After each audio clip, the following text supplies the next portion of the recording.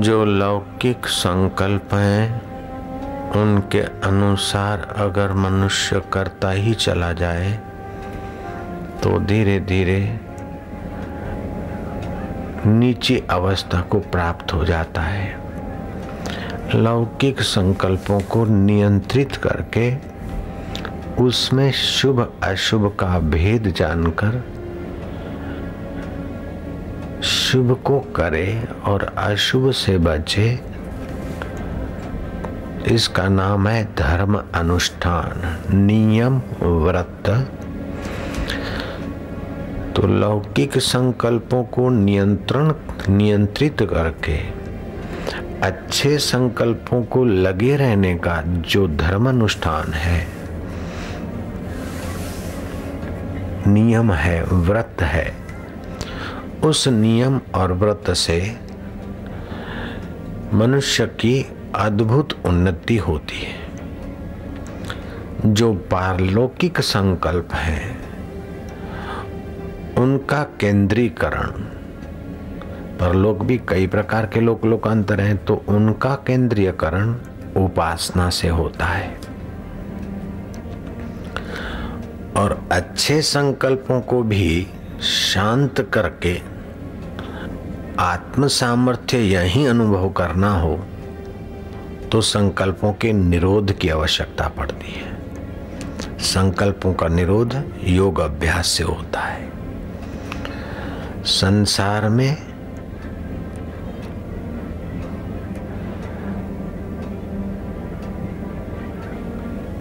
अर्थ की सिद्धि, यश की प्राप्ति और ऐहिक उपलब्धियां देवता की कृपा से धन, यश और सफलताएं मिल सकती है। ईश्वर की कृपा से ये चीजें मिल सकती है, लेकिन ईश्वर की विशेष कृपा हो तो अविद्या मिटकर ईश्वर अपना आत्मा होकर बैठा, ऐसी विद्या की प्यास बढ़ती है और ईश्वर जिनमें प्रकट हुए हैं ऐसे संत के सत्संग की रुचि होती है और ब्रह्म ज्ञान के सत्संग में बुद्धि लगती है, तो ईश्वर की परम कृपा माननी चाहिए। एक होते हैं तात्कालिक संकल्प, दूसरे होते हैं जीवन निर्वाह के लिए अनिवार्य संकल्प, और तीसरे होते हैं अमर्यादित वासना पूर्ति के लिए संकल्प। जैसे खूब प्यास लगी है, बैठे तो हैं लेकिन प्यास सही नहीं जाती, छींक आ गई अथवा अमुक हो गया, ये तात्कालिक संकल्प है। भोजन के समय भोजन करना है, नहाना है, शरीर को ढकना है, मकान चाहिए, अनिवार्य जीवन निर्वाह के संकल्प।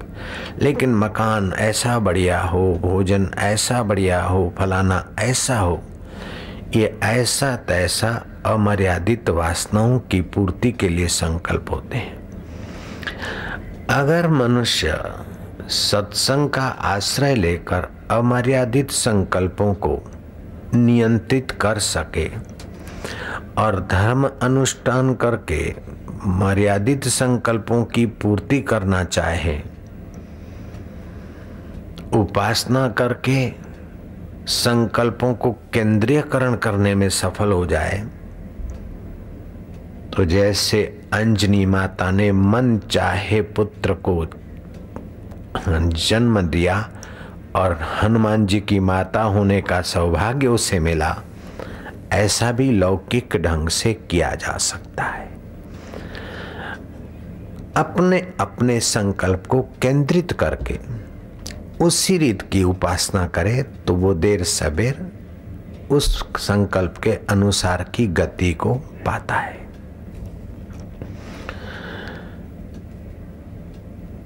तात्कालिक संकल्प, जीवन निर्वाह के संकल्प, अमर्यादित वासना पूर्ति के लिए संकल्प, दूसरा होता है महासंकल्प। ईश्वर की प्राप्ति का जो संकल्प है वो तात्कालिक संकल्पों में नहीं गिना जाता है, जीवन निर्वाह के संकल्प में नहीं गिना जाता है, वासना पूर्ति के संकल्प में नहीं गिना जाता है, वो महासंकल्प में गिना जाता है। ईश्वर की खोज, अविनाशी परिपूर्ण सर्व आत्मा, शाश्वत सुख स्वरूप की जो चाह है वह अविनाशी की खोज कराती है। संकल्प पूर्ति में 3 प्रकार की बाधाएं आती हैं। कभी परिस्थितियां प्रतिकूल होती है तो अपना संकल्प पूरा होने में बाधा आती है। कभी विवेक की कमी होती है तो अपने संकल्प महासंकल्प को पूर्ण करने में बाधा आती है। विवेक कम है तो नश्वर चीज को और शाश्वत संकल्प को देखेंगे, शाश्वत को फिर करेंगे, अभी तो इतना कर लें, अभी तो इतना जरा भोग लें, अभी तो जरा ये कर लें। ये विवेक की कमी है, सत्य का आदर नहीं है, शाश्वत की महत्ता नहीं। इसीलिए विवेक की कमी के कारण वो महासंकल्प पूर्ति का साधक भटक जाता है।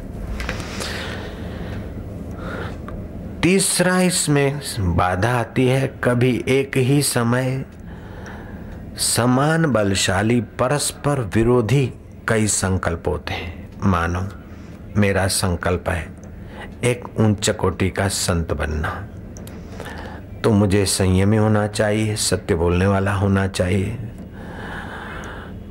परोपकारी होना चाहिए, प्रभु का ध्यान भजन करने वाला होना चाहिए। अब उसके अनुसार मुझे लगना चाहिए, लेकिन मेरे मन में ये भी आता है कि जरा सा सिगरेट फूंक लूं, जरा दारू की चुस्की ले लूं, जरा पत्नी के साथ फिल्म देख लूं, जरा ये कर लूं। अब जितना ऊंचा संकल्प है उतने पावर वाले हल्के संकल्प भी है, और ऐसे कई संकल्प हैं। तो इस कारण भी मानवीय अपनी महानता को भूल जाता है। कई लोग सेवा करते हैं, संत के द्वार पर सेवा करते हैं, संकल्प तो ऊंचा है, लेकिन उसमें वाहवाही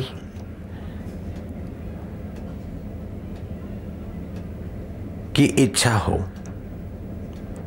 अथवा तो अपने को ऊंची सेवा नहीं मिली और छोटी सेवा करते हैं ये हीन भाव हो, अथवा जीवन प्रवाह में आने वाले विघ्न मिटाने के लिए सेवा हो,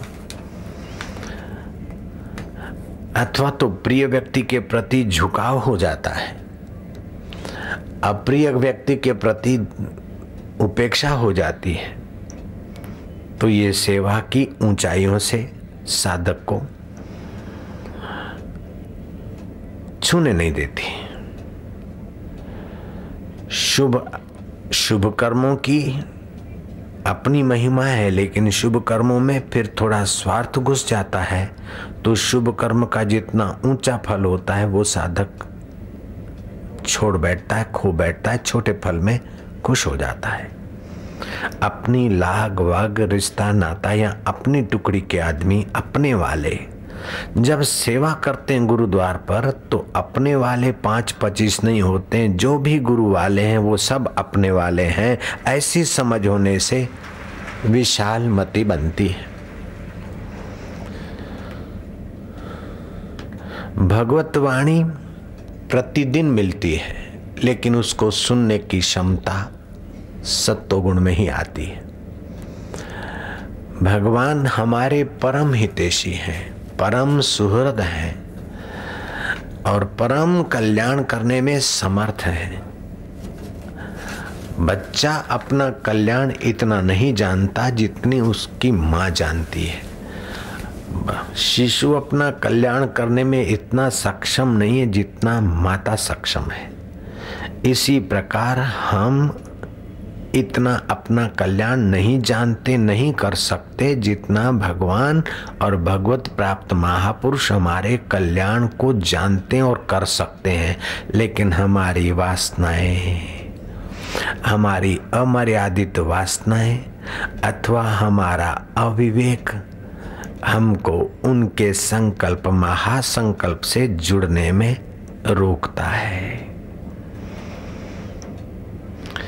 इंद्रियों में अपनी क्षमता है, शक्ति है, आंख में देखने की, कान में सुनने की, जीभ में चखने की, त्वचा को स्पर्श करने की। लेकिन ये इंद्रियां जब देख कर मजा लेती है, चख कर, सूंघ कर मजा लेती है, तो मन के साथ जुड़ना पड़ता, तो मन इनके साथ जुड़ता और बुद्धि इनके पीछे लगती है, तो इंद्रियां भी क्षीण होती है, मन में भी दुर्बलताएं आती है और बुद्धि भी छोटी रह जाती है।